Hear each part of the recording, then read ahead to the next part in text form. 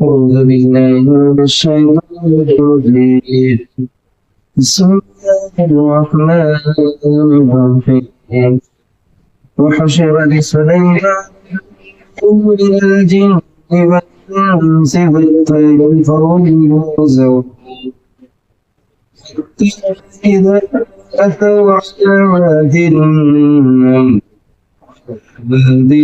الليل قالت نملة أيها النمل ادخلوا مساكنكم لا يحطمنكم سليمان وجنوده وهم لا يشعرون صدق الله العظيم. شروع اللہ وحدہ لا شریک کے نام سے جو بڑا ہی مہربان اور نہایت ہی رحم فرمانے والا ہے۔ اللہ جل وعلا اپنے کلام معزز سورۃ النمل آیت نمبر 17 اور 18 یہ دو آیتیں جو بھی الحمدللہ آپ کے سامنے تلاوت ہوئی، آپ سماعت فرما رہے ہیں سیدنا داؤد و سلیمان علیہ السلام کا وہ علم جو اللہ نے آپ کو دیگر مؤمنین پر فضیلت کے طور پر اللہ نے آپ دونوں حضرت انبیاء اکرام کو اللہ نے بخشی ہے،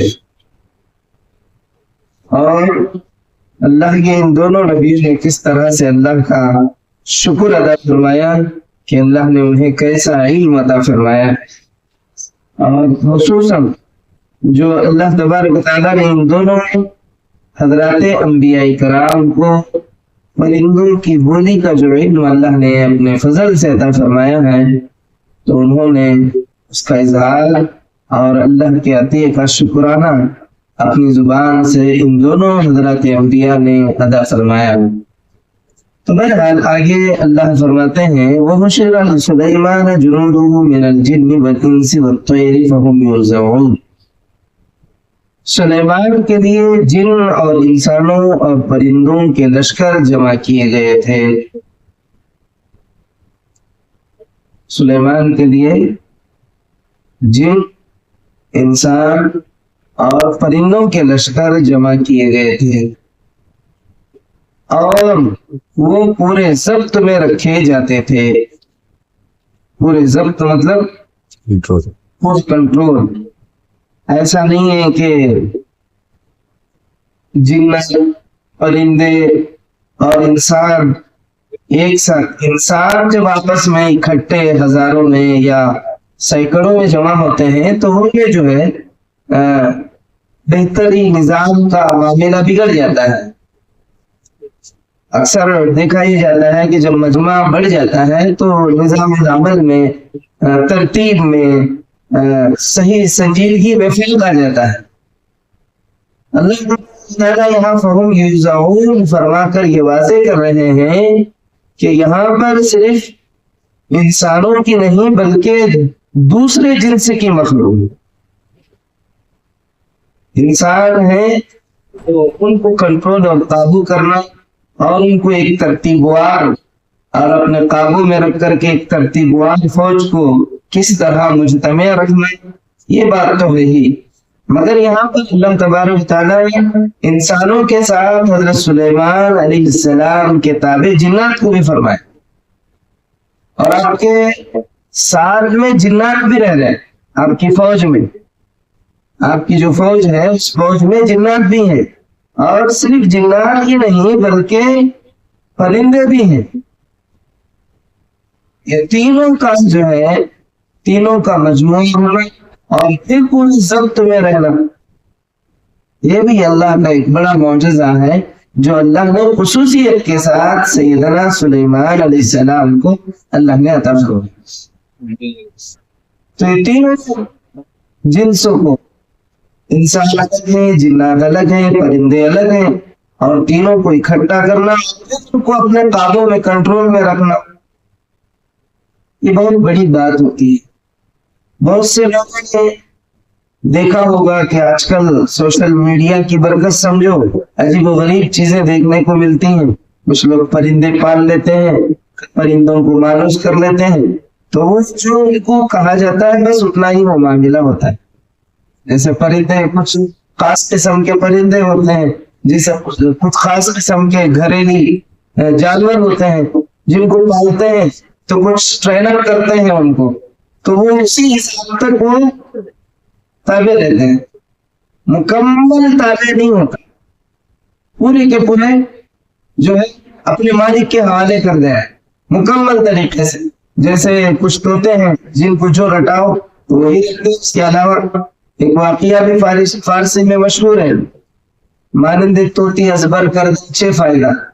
فارسی میں کہا جاتا ہے کہ طوطے کی طرح رکھ لینے کا کیا فائدہ، بغیر سوچے سمجھے صرف رکھ لیا. فارسی میں ایک لطیفہ بھی ملتا ہے یہ رکھ لینے کے تعلق سے. تو ایک بندہ تھا جس نے طوطے کو ایک کلمہ رٹا دیا، فارسی کا ایک کلمہ رٹا دیا، اور وہ کلمہ کیا؟ دری چین شک. اس میں کیا شک ہے؟ نہیں ڈاؤٹ بولتے ہیں نا، اس طرح سے دری چین شک. اب اس نے رٹا دیا اور مارکیٹ لے گیا بیچنے کے لیے. وہاں جا کے اس کی قیمت لاکھوں میں لگائی.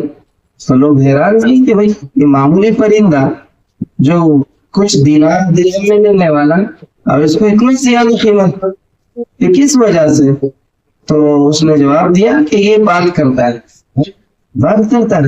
حیرانی سے انہوں نے جو نئے خریدار تھے انہوں نے حیران ہوئے اور پوچھا کہ واقعتاً یہ بات کرتا ہے. تو جس نے ٹرینر کیا تھا، ٹرینر نے کہا کہ اگر آپ کو شک ہے تو چیک کر لیجیے. تو لینے والے آ کر کے طوطے کے سامنے کہا کیا تیری قیمت 2 لاکھ بن سکتی ہے؟ تو اس کو ایک ہی کلمہ رٹایا گیا تھا، دری چشک. نو ڈاؤٹ، اس میں کیا شک ہے؟ اب وہ بیچارہ حیران ہو گیا، خوش ہو گیا، اس کی پاؤں کے نیچے کی زمین نکل گئی کہ خوشی کے مارے کہہ رہے یہ تو بھول رہا ہے. تو اس نے بغیر سوچے سمجھے پورے پیسے دے دیا اور گھر میں لا کر کے رکھ لیا. اور گھر میں رکھنے کے بعد اس نے کھانے کے لیے بول رہا ہے، پینے کے لیے بول رہا ہے، آنے کے لیے بول رہا ہے. تو اس کے ہر سوال کا ایک ہی جواب، دری چیش ہے. تو یہ معاملہ جو ہے ہمارے لوگوں کے ٹرین اپ کا ہوتا ہے. یہاں جو معاملہ ہے حضرت سلیمان ابن داؤد علیہ السلام کا، وہ اس طرح کا نہیں ہے، مکمل تابع. جنات بھی پرندے بھی پورے کے پورے تابع. آگے بھی آپ ایک واقعہ سنیں گے ہدہد کا، جس نے ایک مرتبہ حضرت سلیمان کو بتا بغیر گیا تھا. تو اس کے تعلق سے آپ نے کس طرح فرمایا اگر اس نے معقول عذر پیش نہیں کیا تو میں اسے بڑی سزا دوں گا. تو اس سے معلوم ہوتا ہے کہ حضرت سلیمان علیہ السلام کے صرف انسان ہی نہیں بلکہ جنات بھی پرندے کی مکمل تابع میں تھے، پورے تابع میں تھے. حتی اذا اتوا علی وادی النمل قالت نملۃ یا ایھا النمل ادخلوا مساکنکم. اللہ تبارک و تعالی یہاں پہ ایک واقعے کو بیان فرمایا ہے. حضرت سلیمان علیہ السلام کا جو لشکر، جنات، انسان، پرندوں، یہ سب سے مجتمع ایک لشکر، اکثر جہاں آپ کو جانا ہوتا یہ سارے لشکر کے ساتھ آپ بیٹھے ہوتے. اور آپ کے تعلق سے احادیث صحیحہ میں، قرآن مجید میں جس طرح آپ کو اللہ تبارک و تعالیٰ نے ہوے کو اور دیگر مخلوقات کو کس طرح اللہ نے آپ کے لیے مسخر فرما دیا تھا، یہ آپ سبھی حضرات جانتے ہی ہیں. تو حضرت سلیمان علیہ السلام کے ساتھ یہ جنات، انسانوں اور پرندوں کا یہ بھاری بھرکم لشکر کے ساتھ آپ ایک مرتبہ روانہ ہو رہے تھے. ایک مرتبہ ان کے ساتھ آپ کوچ کر رہے تھے، روانہ ہو رہے تھے، یہاں تک کہ جب یہ سب چونٹیوں کی وادی میں پہنچے، حتی اذا اتوا علی وادی النمل، یہ سب کے سب جو ہے ایک چونٹیاں جہاں بہت زیادہ بستے تھے. اکثر علماء نے اس جگہ کو ملک شام کا ایک علاقہ بتایا ہے.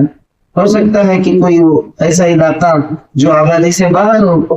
اور حضرت سلیمان علیہ السلام جب کوچ کر رہے تھے تو ان سب کا گزر چونٹیوں کے وادی میں ہوا. یہاں تک کہ سلیمان اپنی ساری فوج کو لے کر کے اس وادی پر اس جگہ پر پہنچے جہاں بہت سی زیادہ چونٹیاں اپنا بسیرا کیا ہوا تھا. تو حضرت سلیمان علیہ السلام کے اس فوج کو دیکھ کر کے تو یا ایھا النمل ادخلوا مساکنکم، تو ایک چونٹی نے اس میں سے ایک چونٹی نے کہا اے چونٹیوں یا ایھا النمل ادخلوا مساکنکم، کہ تم سب کے سب اپنے بلوں میں گھس جاؤ. اپنے جو بل ہیں، چونٹیاں جو اپنا رہنے کے لیے جو بل بناتے ہیں، تو ایک چونٹی نے کہا کہ تم سب کے سب جو ہے اپنے اپنے بلوں میں گھس جاؤ. لا یحطمنکم سلیمان وجنودہ، کہیں ایسا نہ ہو کہ سلیمان اور اس کے لشکر تمہیں کچل ڈالیں.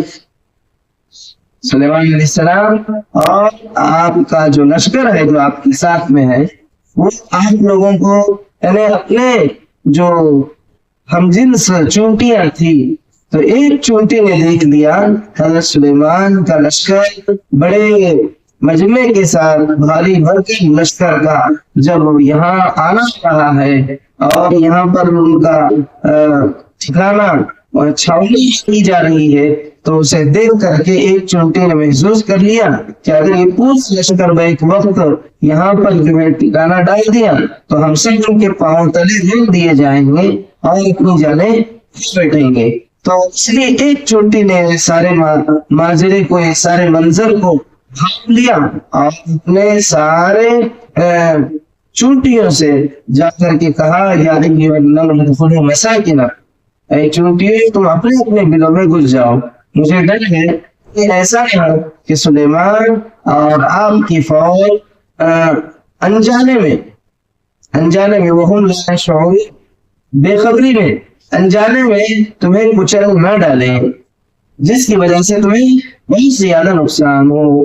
تو اس طرح سے اللہ تبارک و تعالیٰ نے اس چونٹی کو یہ معاملہ جو ہے بھولنے کا، اپنے دیگر ہم جنس چونٹیوں کو یہ بتانے کا اللہ تبارک و تعالیٰ نے اس وقت سے موقع فراہم کیا، اور اس چونٹی نے جو ہے اپنے چونٹیوں سے جا کر کے یہ ساری باتیں کہہ سنائیں.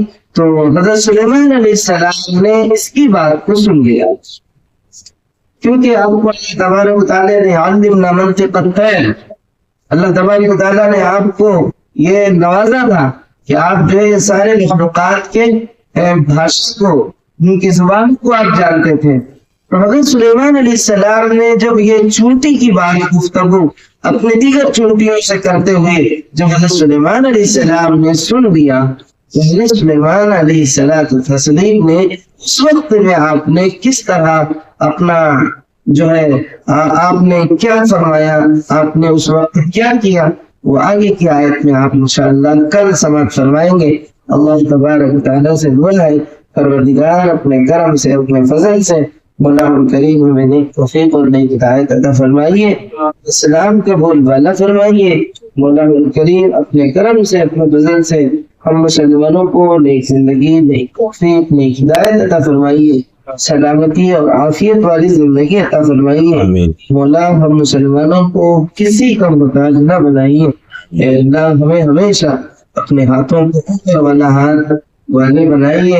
اے اللہ کسی کے سامنے محتاج اور اپنی ضرورت اور اپنی حاجت کو اے اللہ کسی کے سامنے رکھنے والے مجبور لاچار نہ بنائیے.